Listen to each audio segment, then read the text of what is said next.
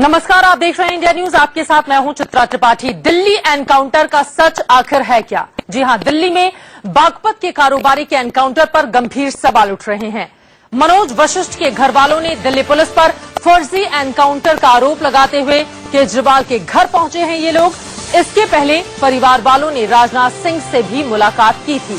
कल रात 9 बजे के करीब राजेंद्र नगर के सागर रत्ना रेस्टोरेंट में हुए एनकाउंटर पर गंभीर सवाल उठ रहे हैं।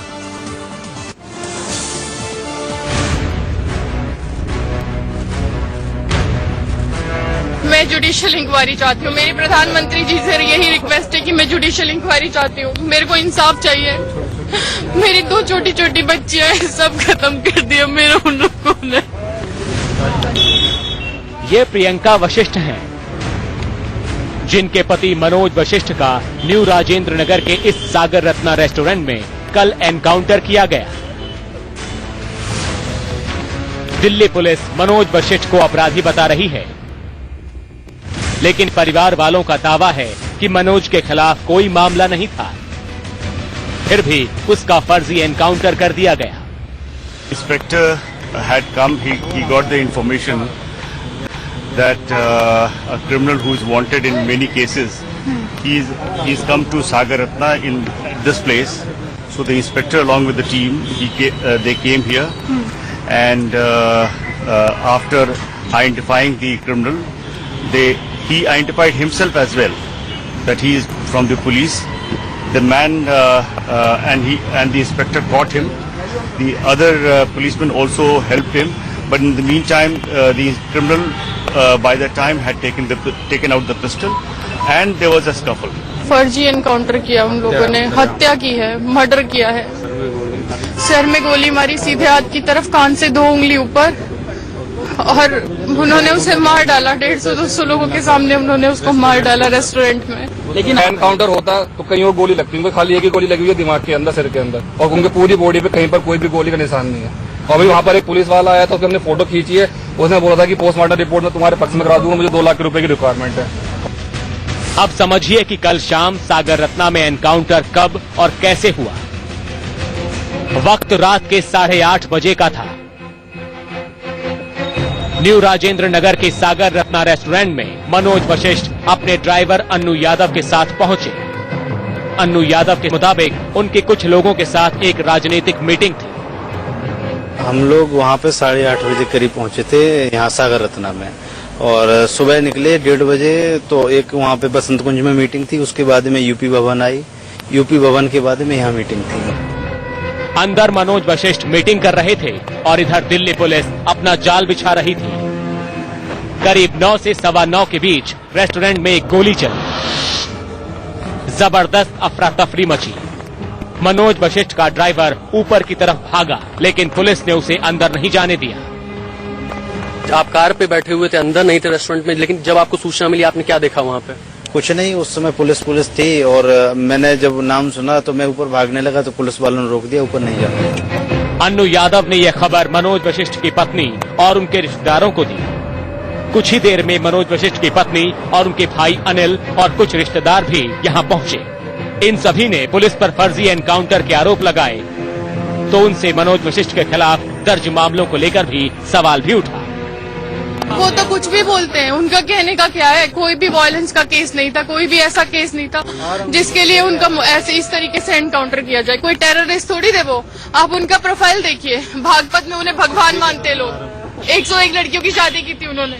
अगर चीटिंग का मामला था, फरार थे। जब बागपत के अंदर, इनका पूरा नाम है, पेपर सब कुछ छपा हुआ है, इनकी वाइफ जिला पंचायत अध्यक्ष है, तो इनको अरेस्ट करना था, बागपत के अंदर करना था ना। यहाँ पर एनकाउंटर का मतलब बनता है। आप ये पुलिस वाले 420 के अंदर क्या एनकाउंटर का आदेश होता है? मैं आप ही जानना चाहता हूँ। एनकाउंटर 302 के अंदर होता है। आखिर मनोज वशिष्ठ का सच क्या है? क्यों पुलिस ने मनोज वशिष्ठ का एनकाउंटर किया? नरेश विश्वानी और अभिषेक पांडे के साथ रजनीश शर्मा, दिल्ली, इंडिया न्यूज। मनोज वशिष्ठ के घरवाले कह रहे हैं कि उसके खिलाफ एक भी केस नहीं है। वो दिल्ली हाई कोर्ट का भी हवाला दे रहे हैं, और दूसरी तरफ दिल्ली पुलिस दावा कर रही है कि मनोज पर फर्जीवाड़े के कई केस दर्ज हैं।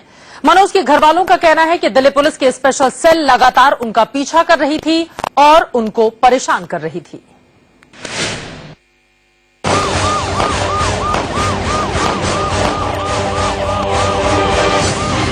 अखिलेश यादव के साथ मनोज वशिष्ठ, नितिन गडकरी के साथ मनोज की तस्वीर, रियल एस्टेट से लेकर देशभक्त सेना ट्रस्ट नाम का एक एनजीओ।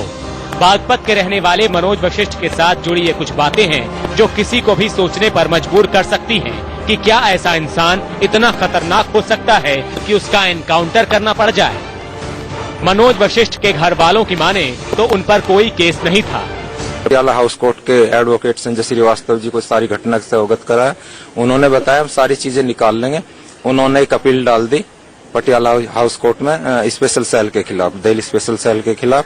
तो वहां से स्पेशल सेल से ये रिपोर्ट आई पटियाला हाउस कोर्ट में कि इनके खिलाफ पूरी दिल्ली में कोई भी किसी तरीके का न चीटिंग का न क्रिमिनल कोई भी रिकॉर्ड, कोई किसी भी तरीके की कंप्लेंट या FIR नहीं। लेकिन मनोज के भाई ये चौंकाने वाला दावा भी करते हैं कि उसी 29 अप्रैल को दिल्ली पुलिस के स्पेशल सेल ने मनोज वशिष्ठ को धौला कुआं पर रोका था। यही नहीं, धौला कुआं से लेकर परी चौक तक उनका पीछा किया था। 29 अप्रैल की है और ये धौला कुआं मेन बस स्टैंड के पास की घटना थी। उन्होंने मुझे सारी घटना से अवगत कराया और उसके बाद उन्होंने बताया कि जब हमने गाड़ी वहां से निकाल ली, हम ये नहीं समझ पाए कि ये लोग क्रिमिनल हैं या ये पुलिस वाले हैं। तो जिप्सी पीछे रह गए, वो बाइक वाले पीछा करते करते गाड़ी का परी चौक तक चले गए। वहां जाके जब उन्हें पता लगा दिल्ली क्रॉस हो गई मेरे भाई साहब को, उन्होंने गाड़ी रोक ली। उनसे पूछा क्या बात है, उसने कोई कार्ड दिखा के मैं स्पेशल सेल से हूं और तुम्हारे अगेंस्ट कोई चीटिंग के केस हैं 120 के 420 के। अनिल वशिष्ठ का दावा है कि परी चौक पर मनोज ने पुलिस वाले को 60,000 रुपए भी दिए। उन्होंने पूछा कि हाँ तुम बताओ इसमें क्या हो सकता है। उन्होंने कहा तुम्हारे साथ सेटलमेंट हो सकता है। उन्होंने पूछा क्या सेटलमेंट हो सकता है, जो मुझे भाई साहब ने बताई थी घटना। उन्होंने कहा आप 2 लाख रुपए का इंतजाम कर लो, मैं मतलब इंस्पेक्टर साहब से बैठ के आपकी बात करा दूंगा और इसका सोल्यूशन निकल जाएगा। भाई साहब ने कहा फिलहाल तो 2 लाख का इंतजाम हो नहीं सकता और अभी मैं मिलना भी नहीं चाहता। मेरे पास ये 60,000 रुपए पड़े, ये ले जाओ, कभी दोबारा वक्त लगेगा मेरे रेजिडेंस पे ऑफिस पे आके तुम मुझसे मिलना, तो हम बैठ के सेटल की बात कर लेंगे। अगर मनोज वशिष्ठ ने कुछ भी गलत नहीं किया था तो उन्हें पुलिस वाले को 60,000 रुपए देने की जरूरत क्या थी। इस तरीके की उन्होंने बात रखी ना, और उनके साथ एपिसोड वो कह रहे हैं मैं इतना घबरा गया था कि उनके पीछे दोनों बाइकों पे वेपन्स के साथ थे लोग, जिप्सी में थे, जिप्सी में वेपन्स के साथ थे लोग। वो कह रहे कुछ टाइम तक तो मैं यही नहीं समझ पाया कि ये लोग क्रिमिनल हैं या पुलिस वाले। मैं तो होपलेस इतना हो गया था, मैंने उसको जितना जल्दी भी ये चाहा कि इससे पीछा छूट जाए, मैंने बाइक रोकी, जितने भी मेरे लैपटॉप के बैग में पैसे थे वो उनको दे दिए। दिल्ली पुलिस के मुताबिक मनोज वशिष्ठ एक बहुत बड़ा ठग और जालसाज है। उसके खिलाफ ठगी और जालसाजी के कई मामले दर्ज हैं। अब देखिए दिल्ली पुलिस के मुताबिक मनोज वशिष्ठ पर क्या क्या मामले दर्ज हैं। बाराखंबा पुलिस स्टेशन में 420 का मामला। 6 अक्टूबर 2012 में दर्ज मामले के मुताबिक देवेश वर्मा ने मनोज वशिष्ठ पर राजनगर एक्सटेंशन में मकान दिलाने के नाम पर पहले 10 लाख और फिर 5 लाख रुपए ठग लिए। दिल्ली पुलिस के मुताबिक मनोज के खिलाफ पटेल नगर पुलिस स्टेशन में 15 सितंबर 2013 में सुरजीत सिंह ने 35 लाख ठगने का मामला दर्ज कराया है। 27 मार्च 2014 को ऐश्वर्या मोहला ने फ्लैट दिलाने के नाम पर मनोज के खिलाफ बाराखंबा पुलिस थाने में 28 लाख की धोखाधड़ी का केस दर्ज कराया। मनोज के घर वालों का आरोप है कि दिल्ली पुलिस ने रातों रात फर्जी केस खड़े कर दिए। अब सवाल ये कि मनोज के घर वाले सच बोल रहे हैं या फिर दिल्ली पुलिस। सवाल ये भी कि फर्जीवाड़े के आरोपी को इस तरह घेरने की क्या जरूरत थी कि नौबत एनकाउंटर किया जाए। अभिषेक पांडे और रजनीश शर्मा के साथ नरेश विश्वानी, दिल्ली, इंडिया न्यूज। इस पूरे मामले में हैरानी इस बात की है कि दिल्ली पुलिस के किसी भी बड़े अफसर का कोई बयान नहीं आया है। हर मुद्दे पर मीडिया के सामने आने वाले पुलिस कमिश्नर भी खामोश हैं। खबर यह है कि स्पेशल सेल के 2 इंस्पेक्टर सवालों के घेरे में हैं। पूरे मामले पर 5 बड़े सवाल भी खड़े हो रहे हैं।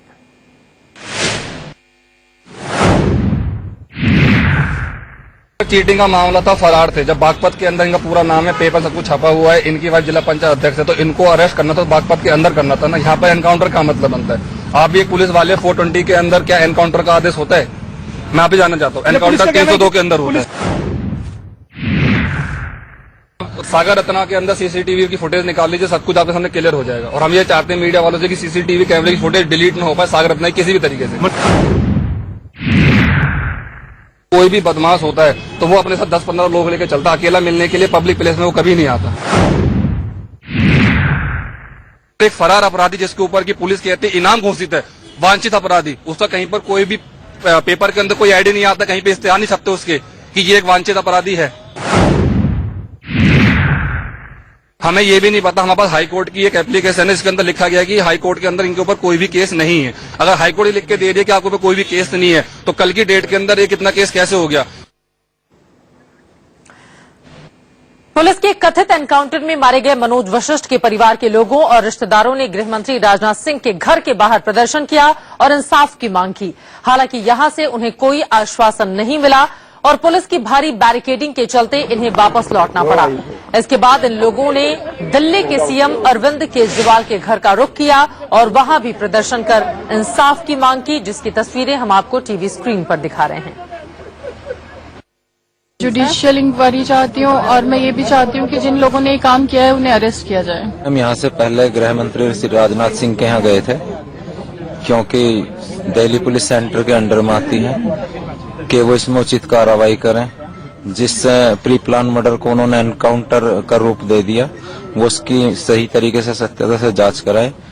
जुडिशियल उसमें उसकी वो ले सीबीआई जांच कराएं उसकी, और जो लोग इसमें दोषी हैं, जिन लोगों ने इस प्रकार की घटना की है, उनके खिलाफ तुरंत एक्शन लिया जाए। इस पूरे मामले का सच सामने आना ही चाहिए। खबरों में